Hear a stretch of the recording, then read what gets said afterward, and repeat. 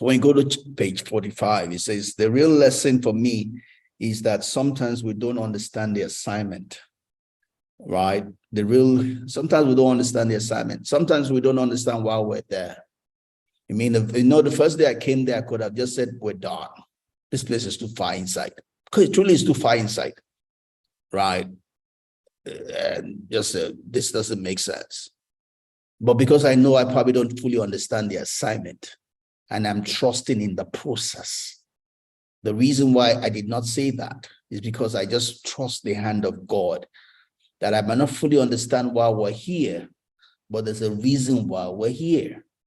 And I am not going to run away from it, right? I'm going to find out why we're here, right? So we'll do what we can do. We'll not do things foolishly, no doubt, but we're here. So we're trusting in the process, just to know why we're continuing. We didn't stop, because I could have stopped the very first day I came out there, right? But I did not, because I was trusting in the mighty hand of God. I'm trusting that we did not start this by mistake, that there's a reason. I don't fully understand the reason. One of the things I understand about it, like you've heard me talk, is probably to bless the people, make a difference in their lives, right? So that is one of the picture and the reason why I'm continuing, right? I think that that's what God will have us do, right? And I'm open to do that, right? And there's probably a whole lot more that he wants us to do. So I'm learning, I'm growing through all of that, right? So that's what Bethany was talking about. Says that the real lesson for me is that sometimes we don't understand the assignment. The real lesson of being on the show was to learn about being entertaining on TV and to establish relationships I could build on for my next attempt at TV. She was talking about what she learned, from being at TV at first time. She thought it was for one thing, but it was something else that she was gaining experience for.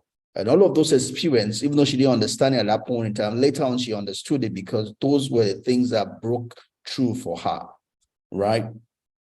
Same thing for us, here. We're learning things, we're meeting people, we're connecting with people.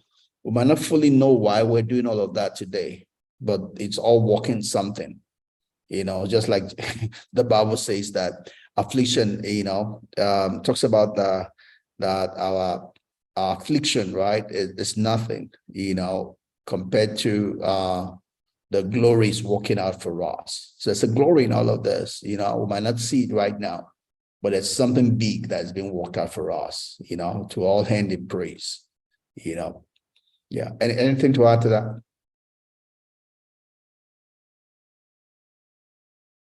Kevin, anything to add to that?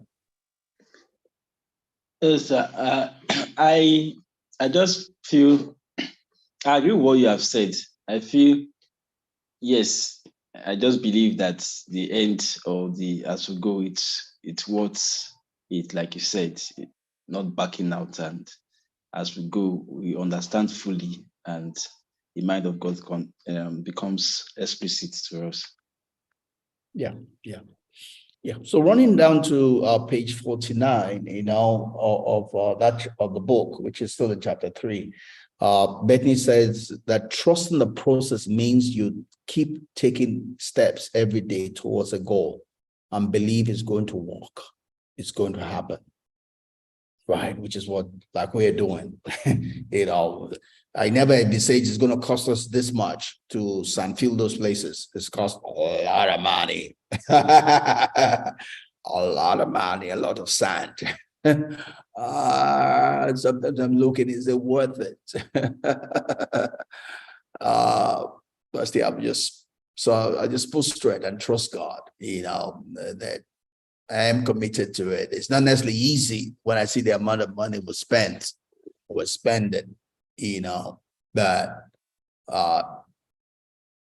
I believe in what we're doing. I believe where we're going, and I trust God that we'll get there and it will all work. So when you trust in the process, it's taking that step. You have a goal and you're moving towards it. You're taking every step towards it. You're doing what you can do. You're learning from every experience, and you're just trusting that. God will tie all the knots together. Like we started again, the default of creation, the default of nature, the default of the universe is that we succeed, right? The way we tie into that default is faith. Faith. If we do anything out of fear, we negate that default. If we do anything out of anxiety, we negate that default. If we do anything out of worry, we negate that default. The way to walk in line and cause that default to work for us is the faith, the rest, the trust by which we walk. Right? So it's having a plan and just doing what you can do, doing the best you can do. Not being in a hurry, not being scared, not doing things out of fear, doing your best, moving towards it. That is how the universe supports you. Right. Anything to add to that? No, sir. I agree with you, sir. All right. So the next thing on that same page says things on the side of that goal may happen that are even better. So don't discount something because it doesn't fit a rigid idea of how things are supposed to turn out. Right. So you need to be flexible. You have this plan. It's like Joseph being called to the throne in Egypt. He could have said, the throne I'm thinking about is the throne of Israel, not Egypt. How can I be someone a throne in Egypt? God didn't tell me Egypt. It's Israel.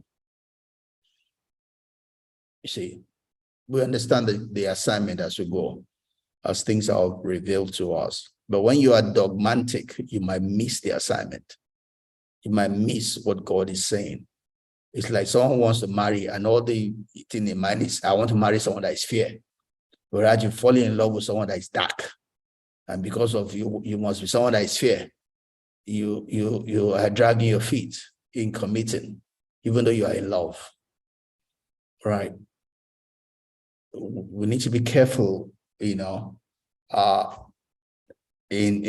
from being rigid and being flexible in the hand of God. It's like maybe your vision is to go abroad to be a pastor, and now God is giving you opportunity to be a pastor in Nigeria. Say, no, God, Nigeria, the vision God has for me is abroad. Right? You might miss the opportunity because the way abroad might be the Nigeria. It might be what you do now that will open the door for the final thing that God is taking you. God might be preparing you through being a pastor in Nigeria to exalt you to a place abroad.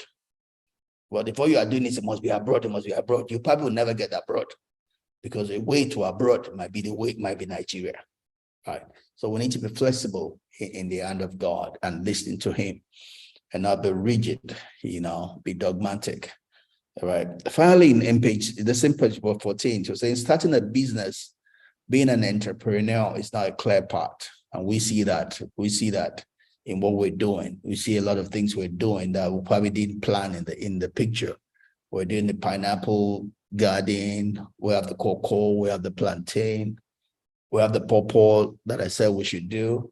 A whole lot more things coming, do, because we're learning, we're growing, we're learning, We got the laborers here from Cotonou, might not be the best. We need to plan for the next season. We'll learn. We'll see a better way of doing it, but we'll learn. We're growing. That's how to make it in business. Those who are rigid, they don't turn out well. They're not the great companies. The great companies were those who were flexible, right? They were learning as they go along the way. Amazon was started as a bookshop, was a bookshop online. But today it's more than a bookshop online. Nobody knows it was a bookshop online, but that's what it started. It started as a bookshop online by who? An IT tech. Jeff Bezos is an IT tech, right? He's not into selling. He's not a book person, but that's what he started, a bookstore online.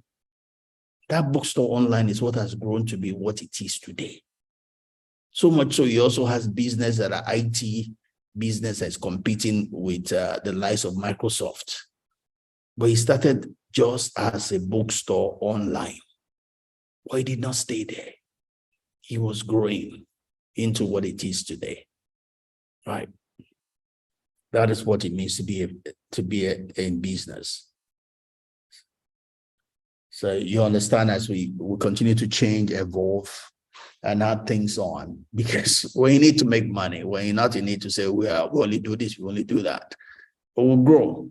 If it works, it doesn't. We cancel it. We look for new ideas.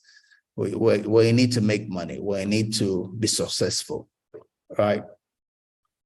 So the last slide here says, keep doing all the things necessary to get where you are going, and believe they will lead you in the right direction, which is just summary of all I just said. We'll keep on trying. We'll learn from our trying. We'll get better. We